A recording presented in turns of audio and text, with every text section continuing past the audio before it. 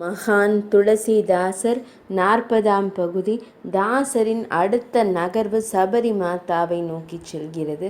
அன்று விடிகாலையில் எழுந்திருக்கும் போதே குறிப்பிடும்படியான காரணம் எதுவும் இல்லாமலேயே அவளது மனம் மிகவும் உற்சாகமாக இருந்தது. ஏதோ சுப நிகழ்வொன்று நடக்க இருப்பதை சூசகமாக உணர்த்துவது போல் அவளது இடது கண் துடித்தது. அதற்கேற்றாற் போல நிறைய சுப சகுனங்கள் அவள் விழிகளுக்கு தென்பட்டன. அவளது வாய் வழக்கம் போல் அன்னிச்சையாக ராமநாமத்தை ஜபித்து கொண்டிருந்தாலும் அவள் தன் மனதோடு உரையாடி கொண்டிருந்தாள். உனக்குத்தான் எவ்வளவு அதிர்ஷ்டமடி சபரி! இன்று நீ அந்த ராமனை உனது விழிகளால் காணப் போகிறாய்.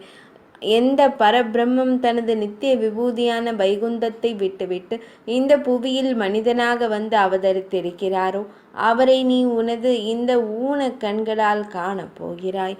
எந்த ஒருவனை பிரம்ம ருத்ராதிகள் தனது தெய்வமாக எண்ணி கொண்டாடுகின்றனரோ அவரை நீ இன்று பிரத்யட்சமாக காணப்போகிறாய்.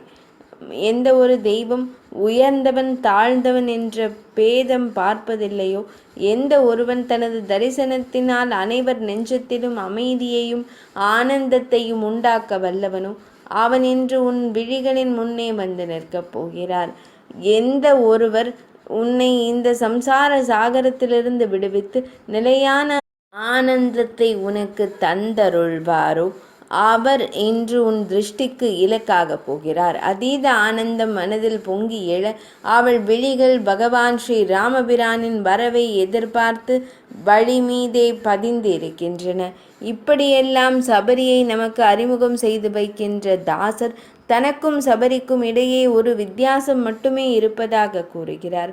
நாளும் பொழுதும் ராமனையே நினைந்து கொண்டிருக்கும் நாங்கள் இருவரும் அடைய போகிற பேற்றில் ஒரு சிறு வித்தியாசமே உள்ளது. சபரி ராமனை சந்தித்த பிறகு தனது தேகத்தை தானே உதிர்த்துவிட்டு விதேக முக்தியை அடையப் போகிறாள். ஆனால் நான் என் ராமனது சரிதத்தையும் பெருமைகளையும் தினம் பாடிக்கொண்டே இருக்கும் பொழுதே சபரி அடைய போகிற அதே பேற்றை அடையப் போகிறேன்.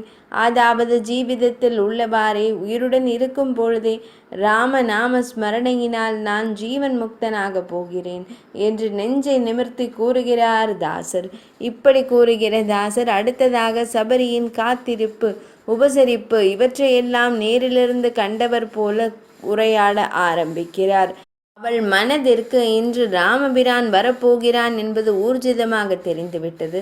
அதனால் அந்த தள்ளாத வயதிலும் அவள் விரைந்து செயல்பட்டாள். பரபரவென்று பச்சிலைகளை பறித்தவள் அவற்றை கொண்டு அழகான கிண்ணங்களை செய்தாள். பிறகு தான் பார்த்து பார்த்து சேகரித்து வைத்திருந்த பழங்களை நன்றாக ஆராய்ந்து எடுத்து அவற்றை நீரிலே சுத்தம் செய்து தன் சேலை தலைப்பால் இதமாக ஒற்றி எடுத்து அந்த இலை கிண்ணங்களிலே இட்டு நிரப்பினாள். இந்த பழங்கள் மிகவும் தித்திப்பு சுவையோடு இருக்கும் போலும் தேனீக்கள் அவற்றை வட்டமிட்டவாறு இருந்தன. ஒருவேளை தான் பெற்ற குழந்தைக்காக மிகுந்த பாசத்துடன் தாயொருத்தி எடுத்து வைக்கின்ற தின்பண்டம் சுவை கூடுதலாக இருப்பது போல் இந்த கனிகளும் இனிக்கும் போலும். தேனீக்களிடமிருந்து அக்கனிகளை பத்திரப்படுத்தி வைத்த அந்த மூதாட்டி வாயிலிற்கும் உள்ளிற்குமாக ஒரு 1000 முறையாவது அலுப்பு தட்டாமல் நடந்திருப்பாள். விழிகளை சுருக்குவாள். காக்குத்தன் வருகிறானா என்று கூர்ந்து நோக்குவாள். நெற்றியை சுருக்குவாள். நிமலன் நடந்து வருவது தெரிகிறதா என்று உற்று நோக்குவாள். நேரம் செல்ல செல்ல சூரிய ஒளி அவள் விழிகளை கூசச் செய்த போது தன் உள்ளங்கரங்களையே ஒரு மறைப்பாக்கி வீதியில் தன் பார்வையினை அழுந்த பதிப்பாள். அவளது ஆசையை அறியாதவனா அந்த அயோத்தி அரசன்?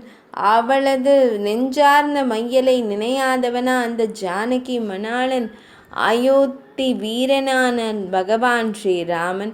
அவள் ஆன்மாவின் கூக்குரலை உணராதவனா என்ன அந்த அரவிந்த லோச்சனன்? இதோ தன் இளவலோடு இவள் குடிலை நோக்கி அவன் இப்பொழுது வந்து கொண்டிருக்கிறான். இத்தனை தினங்களாக இல்லாமல் இன்று அவன் நடையில் ஒரு வேகமும் துள்ளலும் தெரிகிறது. தனக்காக நேசத்தோடு ஒரு நெஞ்சம் காத்திருக்கிறது என்கிற நினைவு ஹிருதயத்தில் இறங்கும்போது இப்படித்தான் கால்களும் மனமும் ஒன்றோடு ஒன்று போட்டியிடுமா என்ன? தாசரின் இந்த வரிகளை படிக்கும் பொழுது நமக்குள்ளும் அந்த பரபரப்பு தொற்றிக்கொள்கிறது அல்லவா? 40ஆம் பகுதி இனிதே நிறைவடைந்தது.